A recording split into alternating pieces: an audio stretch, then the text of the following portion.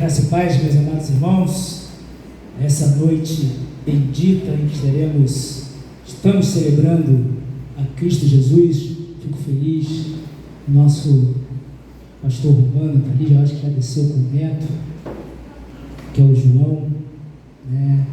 E estamos aqui nessa igreja há 87 anos. Eu quero fazer um aviso assim bem rápido, para nós não nos esquecermos que no próximo sábado nós estaremos dando início ao nosso culto às 19 horas em ponto, tá? Equipe de louvor, 19 horas em ponto, tá? Porque logo depois nós vamos ter a nossa celebração. E para quem quiser participar durante todo sábado pela manhã, eu vou estar colocando nas redes sociais, né? Nós teremos um treinamento, né, da área da música, né? Então a igreja vai estar tendo um seminário de música e às 19 horas vamos estar comemorando o início da comemoração dos nossos 87 anos à noite às 19 horas, continuando domingo pela manhã e domingo à noite. Só para lembrar também, né, que nós estamos com um grande tema. Qual o tema desse ano? Já está acabando, né? Mês que vem a gente vai falar praticamente só sobre Natal. Mas qual o tema que a gente está trabalhando? Caminhando na visão do reino de Deus. E queridos, caminhar na visão do reino de Deus nem sempre é fácil. Porque para caminharmos na visão do reino de Deus, entender que caminhar nessa visão é ter a ótica do Espírito Santo, olhar as coisas de acordo com o Espírito Santo requer de cada um de nós, às vezes é difícil. A minha sonoplasta tem um toque, às vezes é difícil, porque eu boto o microfone errado, aí abafa muito o som. Tem que botar o microfone assim, né? Melhorou? E às vezes é complicado, porque nós somos pessoas complicadas. Então nessa ideia, nesse pensamento de caminhando na visão do reino de Deus há 87 anos, eu quero trabalhar a temática que durante essa caminhada, durante essa jornada que nós estamos caminhando para o alvo, porque aqui nós somos apenas peregrinos, como diz o apóstolo Pedro em suas cartas, nós estamos caminhando e precisamos, é importantíssimo isso. Quando nós caminhamos na visão do reino de Deus, nós somos chamados à santidade. E aí é o problema. Porque às vezes nós não entendemos o que é ser chamado à santidade. Santidade é você ser separado. Santidade é você viver diferente daquilo que o mundo tem vivido. E é muito fácil, é muito cômodo nós vivermos de acordo com o que o mundo quer. E a carta de Tiago, a carta que nós vamos estar trabalhando no seu capítulo 4, que a gente chama de Epístolas Gerais, é uma carta que fala sobre a vida prática do cristianismo. E ele vai falar que nós não podemos ser tão somente ouvintes, mas praticantes da palavra de Deus. Tem muitas coisas que eu particularmente, eu não consigo entender, mas se a palavra de Deus diz que é errado, eu não discuto, é errado, porque quando nós caminhamos em santidade, essa santidade, ela nos dá algo muito maior e muito melhor do que aquilo que pensamos. Esse capítulo 4, e a gente entende que as divisões do capítulo foi feito posteriormente, né? Ela não existia. Nós não podemos desassociar esse capítulo 4 com o capítulo 3, quando ele fala sobre sabedoria, aquela sabedoria que vem do alto e a sabedoria que é terrena.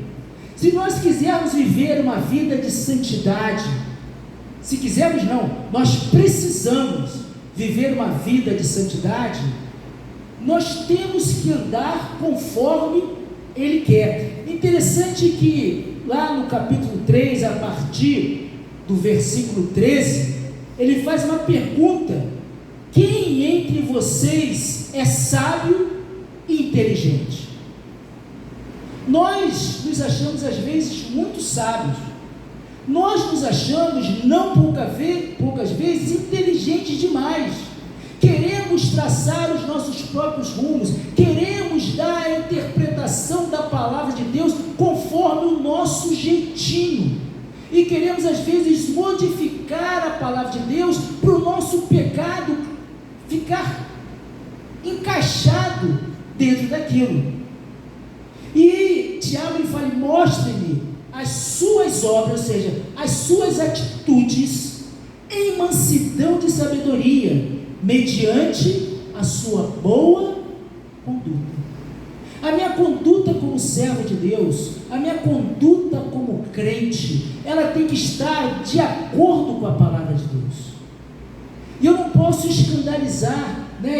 E aí, vou dar uma reforçada aqui. Se você quiser aprender mais de doutrina bíblica, né? Estava conversando, porque no sermão você não dá para parar e perguntar, né? Eu até fiz uma pergunta aqui, eu já fiz essa pergunta no passado para mim: por que você não pode parar e perguntar para o pastor no meio do sermão? Né? Porque falta de ética, né? Só isso. Nós temos um momento certo para parar e perguntar, que é onde? Na escola bíblica dominical, é no culto de oração e doutrina, que é às quartas-feiras. Ali você vai aprender e entender muitas coisas. Aqui é a pregação, a anunciação da palavra de Deus. Ele fala: mostre com mansidão e sabedoria mediante a sua conduta. E toda essa conduta, é um livro também muito prático, uma carta aos Romanos, ele vai nos ensinar isso. E olha o que ele diz: se pelo contrário, vocês têm em seu coração, olha a atitude humana desse mundo, no seu coração existe inveja amargurada. Será que temos inveja aqui nessa igreja, ou ficou só para Istambul? Será que nós temos vivido sentimento de rivalidade? Será que nós competimos entre nós? Quem é melhor? Quem toca melhor a bateria, né, Júlio? É ela. Eu fiz de propósito saber que ia falar isso, né? Mas temos que entender esse espírito, porque a rivalidade não é de Deus, não é uma sabedoria que vem do alto. Por isso que o Tiago ele fala: não se gloriem nisso, nem mentam contra a verdade. Deus conhece os nossos corações. Deus sabe exatamente aquilo que nós pensamos. Nós podemos enganar um ou outro, mas Deus não se engana. Se eu quero viver caminhando na visão do reino de Deus, se eu quero caminhar em santidade, eu tenho que ter conhecimento de quem Deus é. E o texto continua falando: esta não é a sabedoria que vem do alto. Ou seja, não é a maneira de condução que Deus quer para nós. Deus não quer dentro de nós um espírito de rivalidade. Deus não quer dentro de nós um coração factuoso, divisão.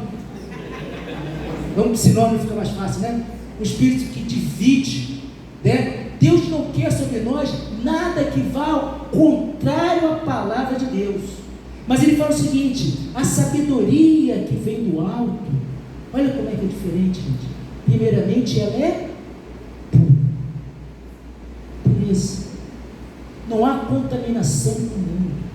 Ela é pura.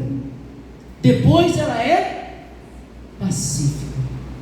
Gente, se tem uma coisa que me irrita, eu tenho, olha só, estou sendo pacífica, né? Mas se é uma coisa que me deixa chateado, é ver um crente que não tem um espírito de pacificador. Aqui não existe isso, só lá. Vocês sabem onde?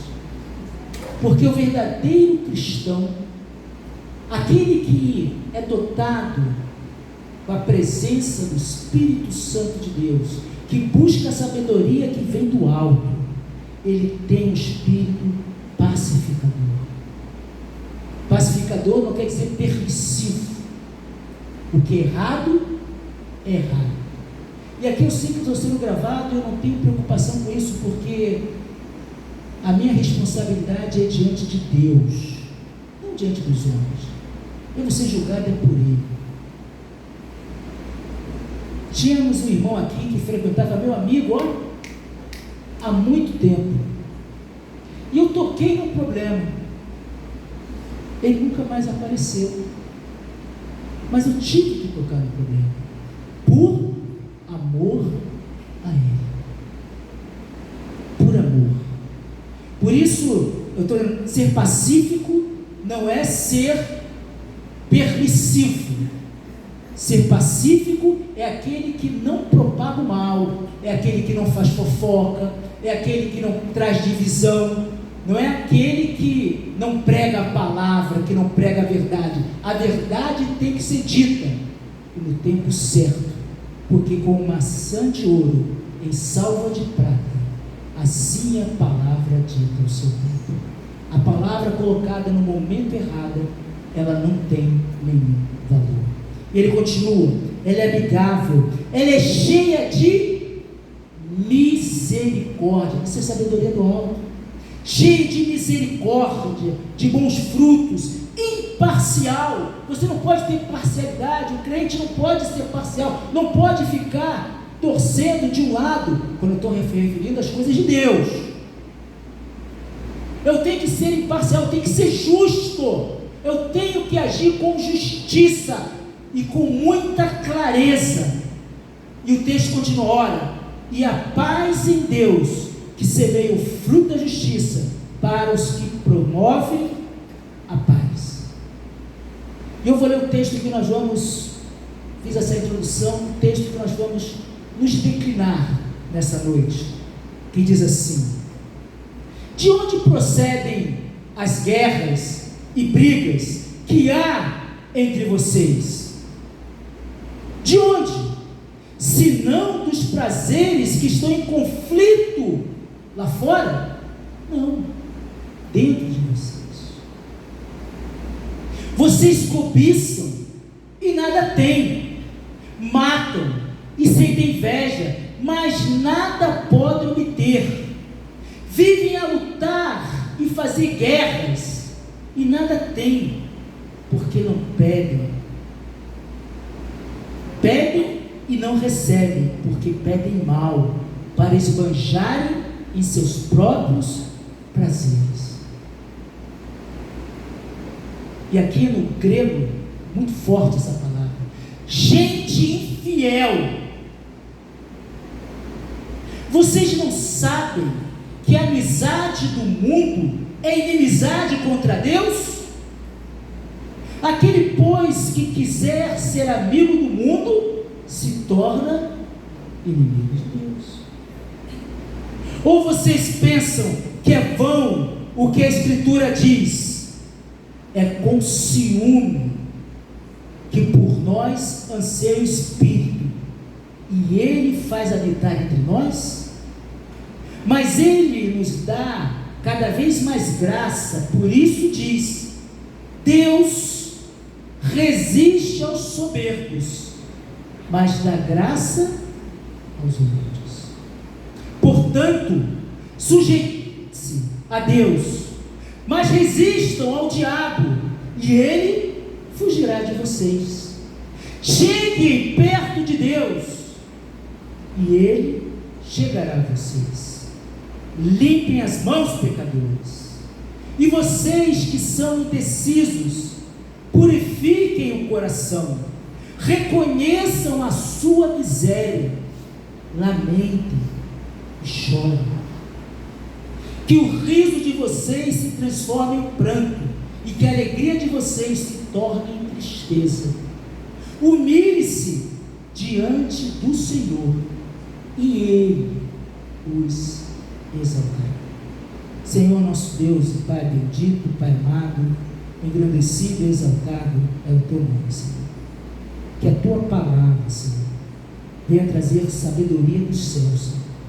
Ó Pai, que venha trazer ao Teu povo, nesta noite, conhecimento, Senhor, que nós precisamos buscar a santidade no Senhor.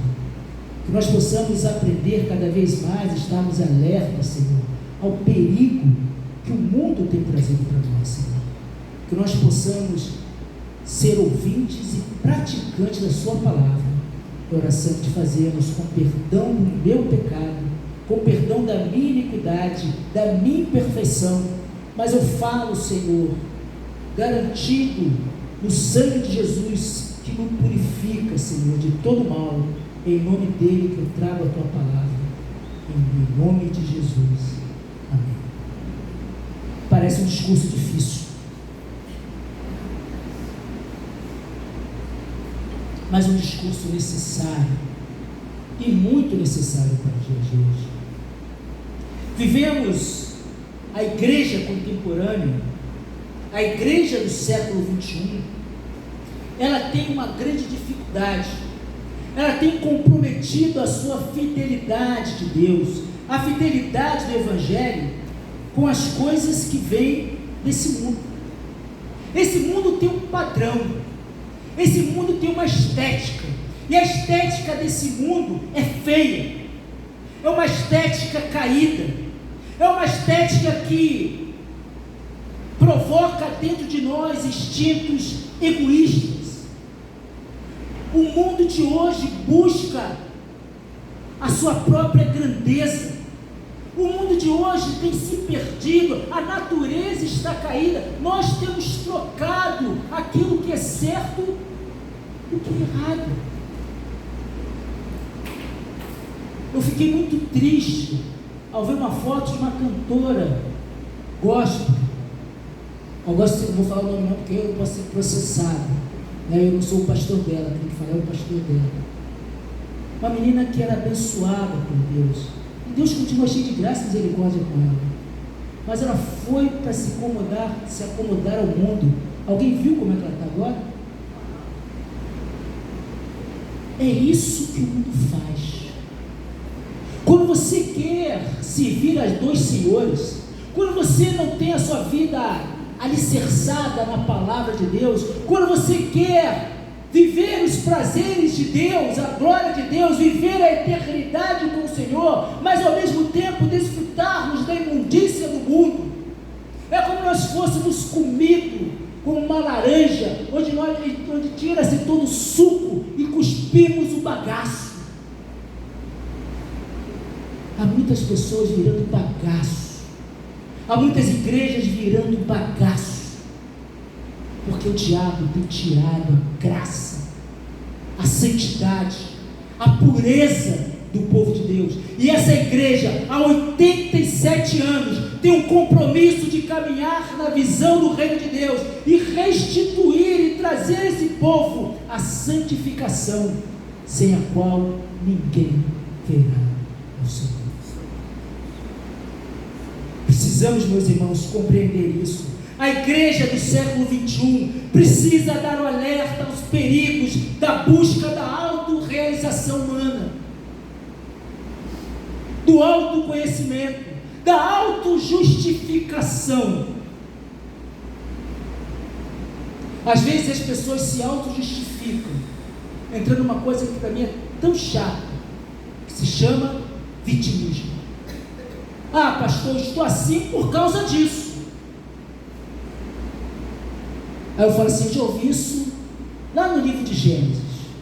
Um camarada falou que fez isso por causa da esposa. Precisamos, meus irmãos, estar alerta à realidade humana, à parte de Deus, à realização humana, às nossas conquistas. Tirando Deus, é impossível de ser abençoado. Nós somos criaturas criadas por Deus, que não podemos viver longe do nosso Senhor. Precisamos entender isso. A nossa realização profissional, pessoal, desejo de melhor qualidade, são anseios legítimos de todos nós. Todos nós queremos. É legítimo, não é errado. O problema é quando esse anseio se torna uma obsessão. quando nós fazemos tudo em prol disso, e aonde a palavra de Deus, onde a santidade de Deus, onde o relacionamento com Deus se torna uma coisa secundária. O mais importante, aquilo que me valoriza mais, é aquilo que me traz prazer profissional, prazer pessoal, que dá uma vida de qualidade aos olhos do mundo, mas que nos leva à morte. É muito sério. E essa igreja tem pregado isso há 87 anos. E Tiago, ele fala disso com muita propriedade. Isso é uma realidade dentro da comunidade em que Tiago está escrevendo. Dentro daquele contexto de grande adversidade que aquele povo estava vivendo. Aquele povo já lá, no primeiro século, estava vivenciando coisas que nós estamos vivenciando hoje no século 21. E Deus, na sua eterna bondade, graciosidade, nos ensina algumas coisas. A mensagem de Tiago, ela foi tão forte e impactante, é tão forte e impactante nos dias de hoje, como ela foi no dia que ela foi lida na sua comunidade cristã. E ele pergunta: de onde procedem as guerras e a briga, as brigas que há entre vocês, povo de Deus? Ele está falando de povo de Deus. De onde, senão dos prazeres que estão em conflito dentro de vocês?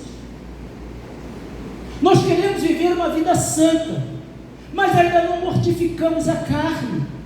Queremos ter uma jornada dupla diante de Deus, e isso é impossível. Isso nos deixa doente, abatido, como foi falado no Salmo 32. Os nossos ossos se secam. Nós nadamos nas nossas lágrimas, porque é incompatível a santidade de Deus com que o mundo tem pregado, com que muita gente tem vivido. Primeira coisa que eu observo nessa passagem, a primeira pergunta que eu faço à minha amada e querida igreja: com quem temos andado? Desde pequenininho eu aprendo essa frase, que é uma frase popular, mas baseada na palavra de Deus: diga-me com quem tu andas, que eu te direi quem és. Com quem nós temos andado. Por isso que o salmista fala que quem anda diferente desse mundo é mais do que feliz. Ele não está sujeito às circunstâncias, ao tempo, às dificuldades da vida. Por isso ele fala: bem-aventurado aquele que não andou, aquele que não se deteve, e aquele que não sentou à roda dos escarnecedores. Porque é um perigo, e a igreja tem vivido esse perigo. A igreja tem perdido o senso de santidade, o senso da confiança em Deus. Temos perdido, alguns de nós, a esperança verdadeira em Cristo Jesus, e colocado a nossa esperança em outras coisas, e com isso nós perdemos a nossa caminhada na visão do reino de Deus. A igreja, meus queridos irmãos, meu amado, ela tem que ser separada do mundo, e parece que isso não está tão claro assim. Antigamente nós sabíamos que era crente, hoje em dia já está difícil de entender, pois nós fazemos coisas que confundem. Tiago, ao escrever essa carta, ele observa que a amizade com o mundo se choca frontalmente com a verdade que há no coração e na mente de Deus. E se choca frontalmente é uma palavra forte, porque quem trabalha alguma dessa área sabe que a pior colisão que existe é a colisão o quê? total, onde a morte é quase certa. Muitos de nós queremos adequar a igreja a princípios do mundo, e isso é perigosíssimo. Nós queremos viver de acordo com como o mundo anda. Isso é chocar-se com a mente de Deus. Essa amizade que eu e você às vezes temos com o mundo. Preste atenção, amada igreja, meu irmão que vai nos assistir pela internet, isso é pecado, isso é rebelião aos planos de Deus. Preguei outro dia Jeremias, capítulo 29, eu é que sei os planos que eu tenho para vocês, planos de paz e esperança. E às vezes nós confiamos no mundo, confiamos nas coisas que são voláteis, esquecemos daquilo que é eterno, ou abrimos mão daquilo que é eterno por aquilo que é passageiro. O mundo, esse mundo secularizado, esse mundo pós-moderno, esse mundo líquido, como diz Zygmunt Bauman, falecido, sociólogo, onde tudo é líquido, onde nós somos números prontos a ser gastos. Esse mundo, ele ama aquilo que é imundo. Esse mundo, ele é irreverente. Esse mundo gosta de ostentar, de transgredir e acabar-se com isso, dizendo que foi mais esperto.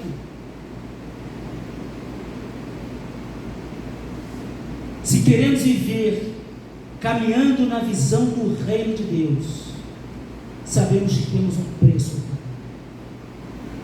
Mas Jesus diz, no mundo, você que é meu ovelha, é Jesus falando, tá? Você que é minha ovelha, você que é meu servo, no mundo tereis aflição, mas tende bom ânimo, porque eu estou contigo. E Deus não se corrompe, como diz Pedro. Nós não fomos comprados por prata e por ouro, coisas corruptíveis, mas nós fomos comprados pelo precioso sangue de Jesus. E é Ele que nos garante a alegria da salvação, que ninguém pode tirar.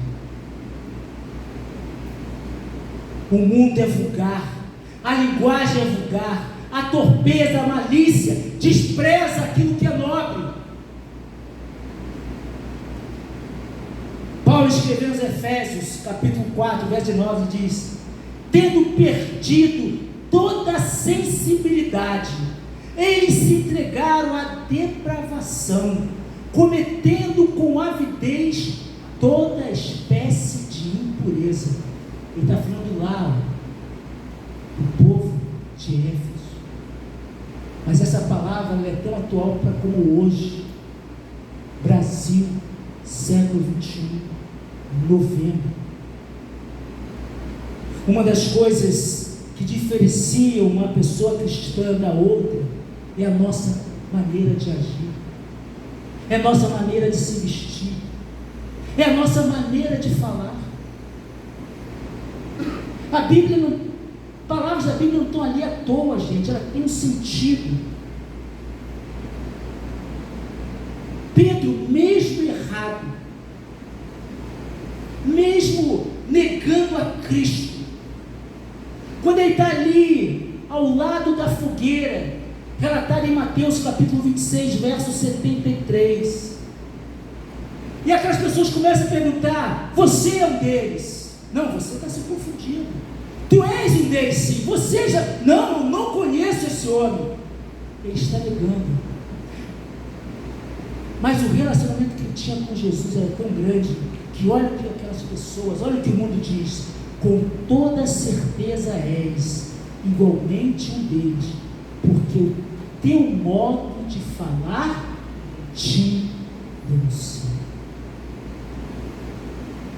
Quando nós andamos com Deus, quando somos separados por Deus, como vivemos na virtude do caminho do reino de Deus, até a nossa maneira de falar é diferente. E eu tenho certeza que, se eu for perguntar aqui, tu não vai levantar a mão. nos diálogos, alguém já perguntou para você: você é crente, não é? A nossa maneira, a maneira como nós agimos diante dos nossos negócios, as nossas vestimentas, a nossa palavra, dizem que nós somos diferentes.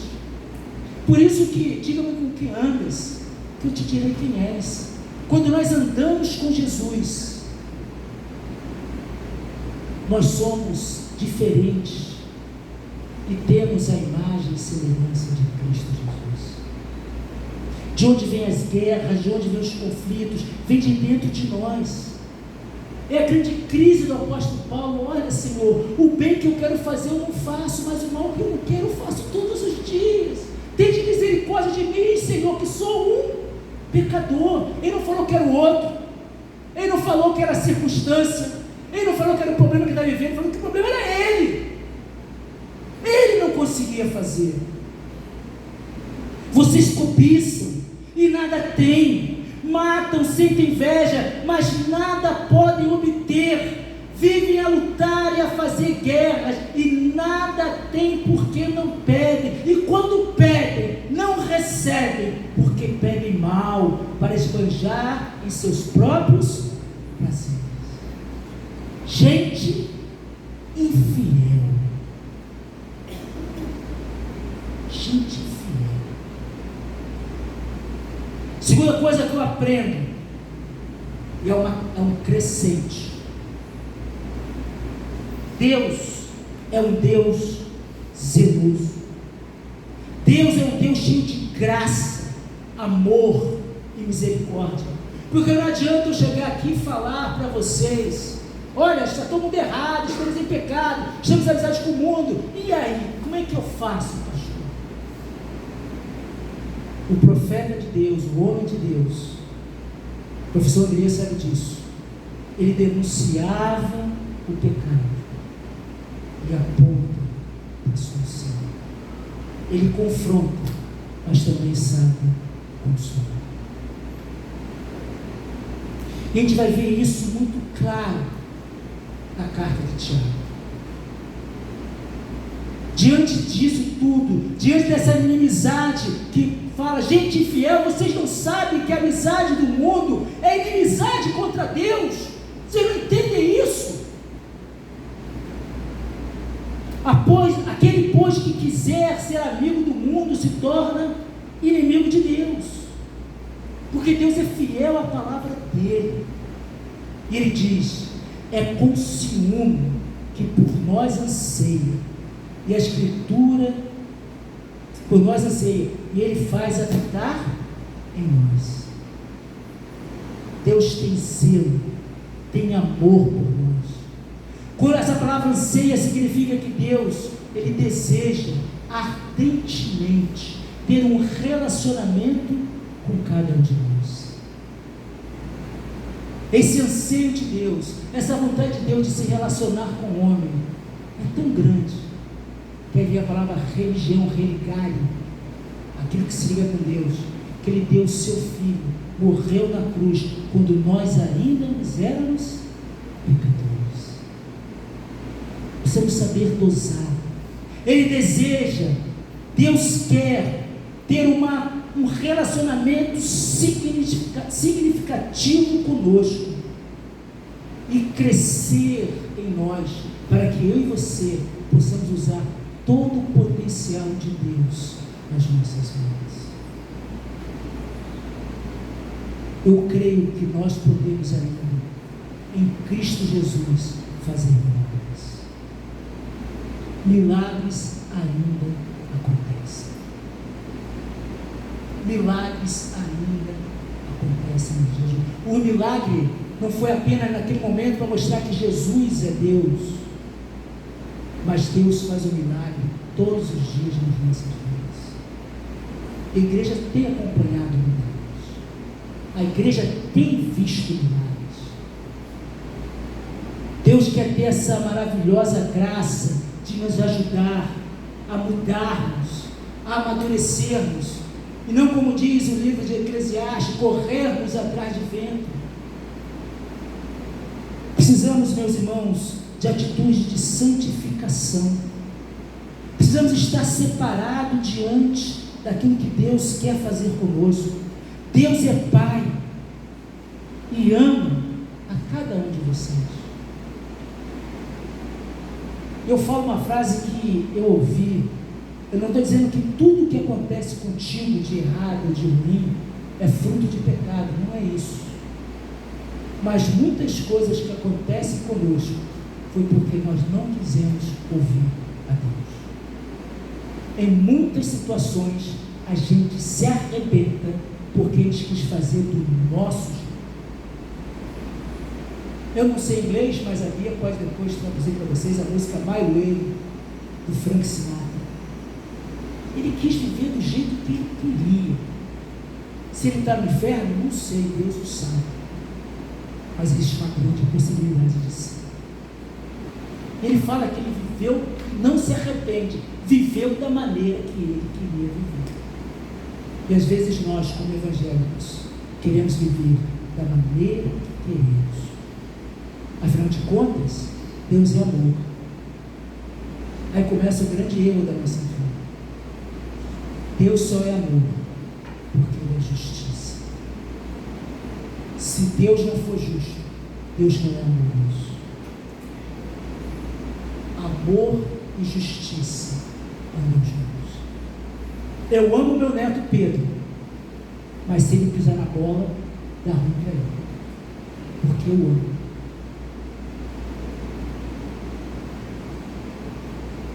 E se me permitirem, se alguém aqui pisar na bola, se me permitirem, eu vou atrás e vou corrigir, não para destruir,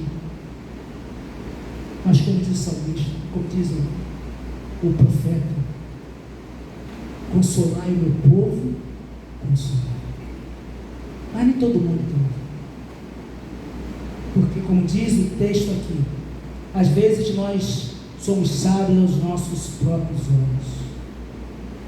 Deus tem ciúme de nós. E esse ciúme que Deus tem, não é esse ciúme doentio que vivemos por aí. Não é um ciúme, não é uma coisa passional. A melhor tradução, inclusive em hebraico, para o termo ali, ciúme, porque esse texto é baseado no Velho Testamento, significa zelo, cuidado, amor. E por causa desse ciúme, por causa desse amor que Deus tem para com cada um de nós, Ele se entristece quando eu e você praticamos algo que é contrário à sua palavra. E não somos destruídos por causa da graça e misericórdia de Deus. Eu até brinquei hoje na EBD, né? Quando a gente ora, aí tem um grupo de oração, todo mundo orando, aí o outro que vai orar, não fica chateado comigo, mas eu acho engraçado. Aí o pessoal fala assim: Senhor, continuando em sua presença. Oi? Saiu? Tem que chamar? Continuar em sua presença? Ai de nós, acho que foi o João Batista que falou isso. Ai de nós se Deus nos largar 1 minuto, 1 segundo, nós seríamos devorados. Deus está o tempo todo do nosso lado. Terceira coisa que eu aprendo ao ler essa carta de Tiago: como é que, e eu faço a pergunta para o texto, já que Deus pode fazer pergunta, né, para Deus, né? Por quê? Como vencer então essa natureza pecaminosa que existe dentro de nós? E o texto fala, e a primeira coisa é: sujeitai-vos, pois, a Deus. Sujeitar a Deus, meus irmãos, é deixar Ele ser o Senhor da nossa vida.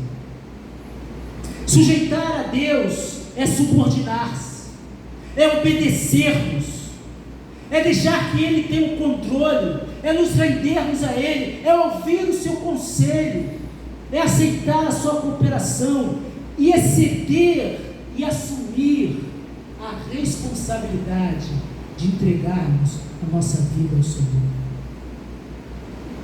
Somente quando nós submetemos ao Deus, quando nós sujeitamos a Deus, podemos vencer o pecado. Mas para isso, precisamos ser obedientes. Senão a gente se desvia, senão a gente sai do caminho da visão do reino de Deus. Precisamos ser santos, precisamos ser separados pelo Senhor. Como vencer essa natureza? Primeiro momento, está lá no verso 7, sujeitai-vos, pois, a Deus. Segundo, resistir ao diabo, e ele fugirá de vós. Está lá no verso 7, portanto, sujeitai-vos a Deus, mas resistam ao diabo, e ele fugirá de vocês. Isso é palavra de Deus. Nós temos autocontrole. Quando nós nos sujeitamos a Deus, nós conseguimos resistir ao diabo. Porque se você não se sujeitar a Deus, você não resiste à tentação. Para resistir à tentação, é necessário sujeitar a Deus. Embora o impulso dentro de nós de pecar, essa coisa interna, que vem as guerras, que vem as discussões, que vem as grandes diferenças entre nós, quando nós nos submetemos a Deus, nós somos guardados por Deus e conseguimos resistir ao diabo.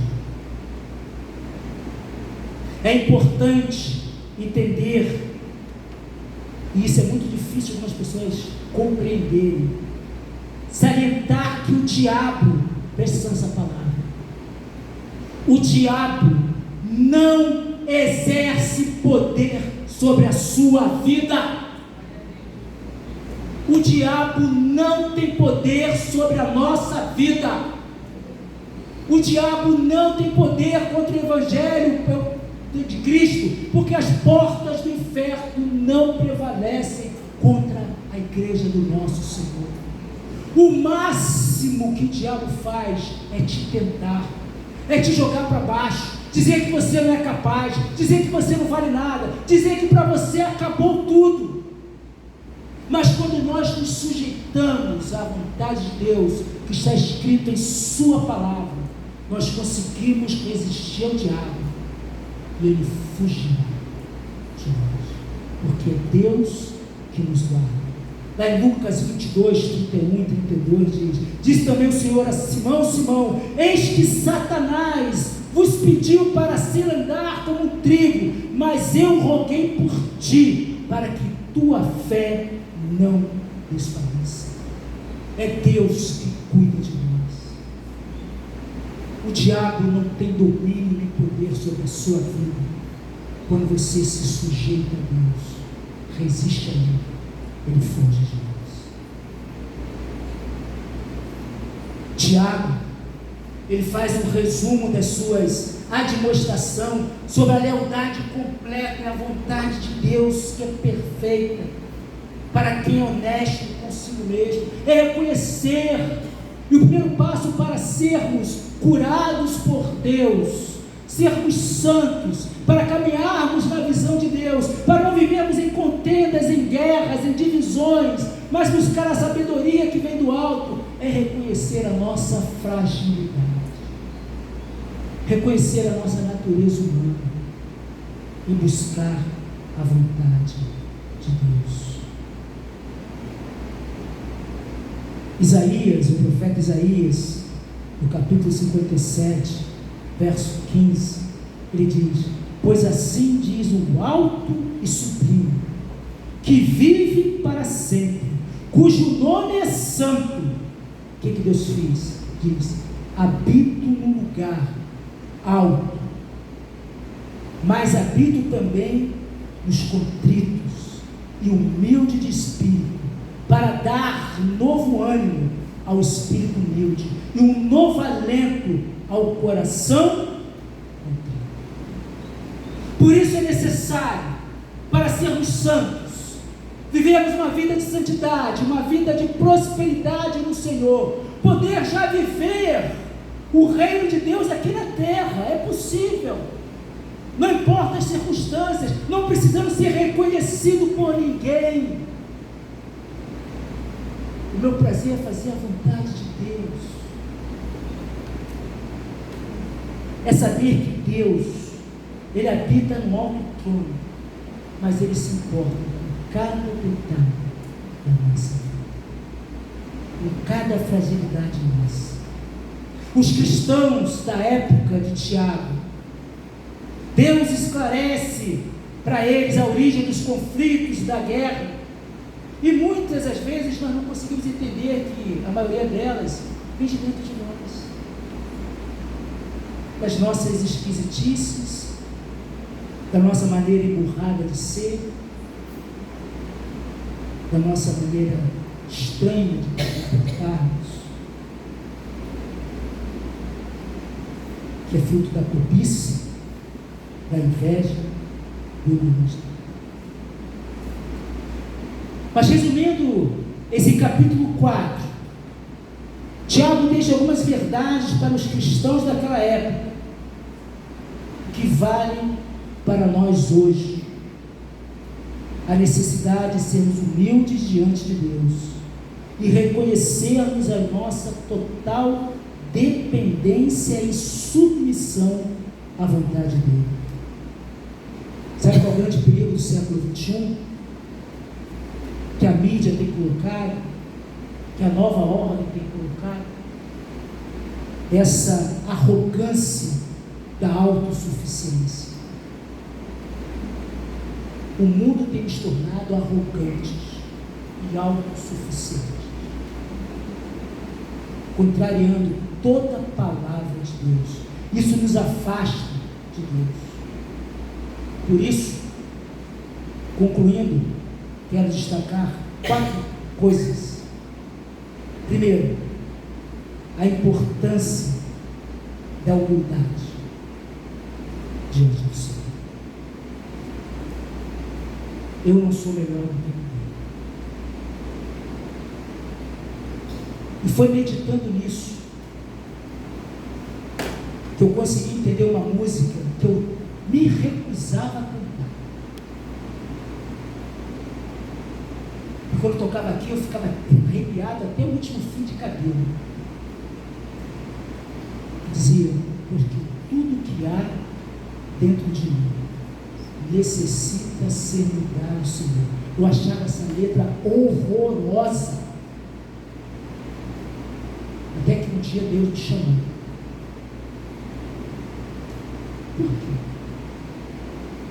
Tudo que há dentro de você necessita ser mudado, porque você tem que tirar aquilo que é seu para ser cheio da minha graça, da minha bondade, da minha misericórdia. Aí eu consegui entender realmente tudo que há dentro de mim, olha para mim, necessita ser mudado.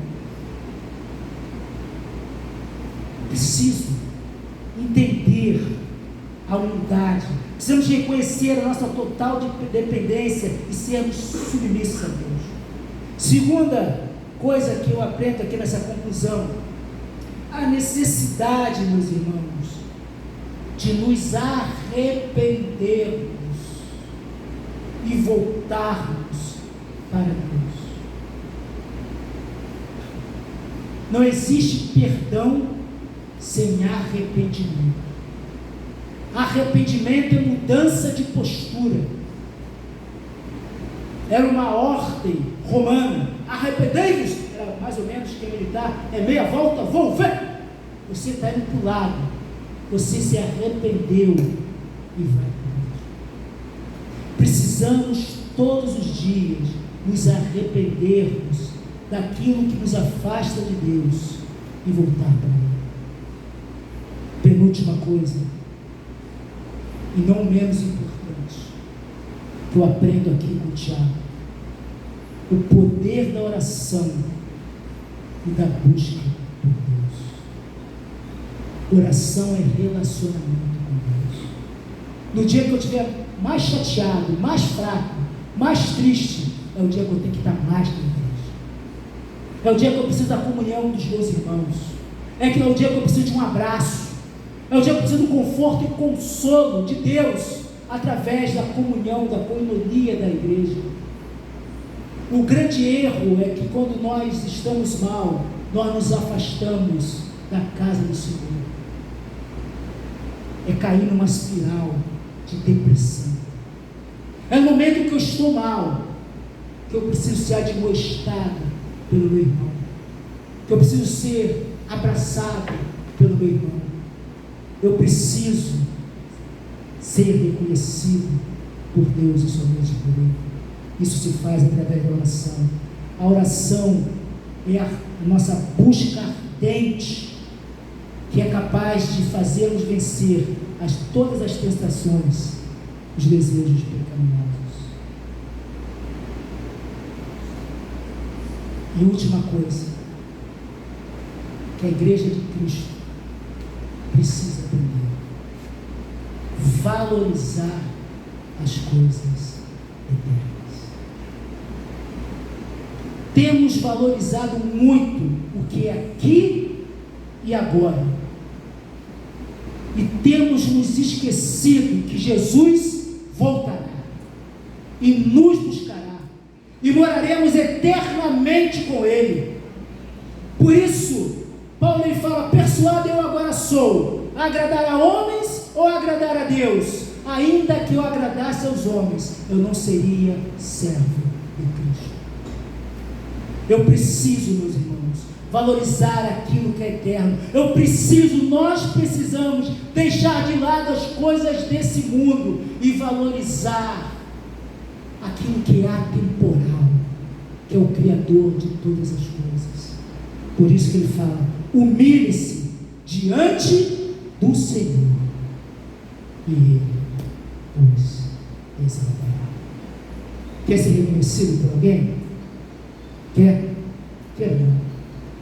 Queira ser reconhecido pelo Senhor dos Senhores, o Rei dos Reis, o único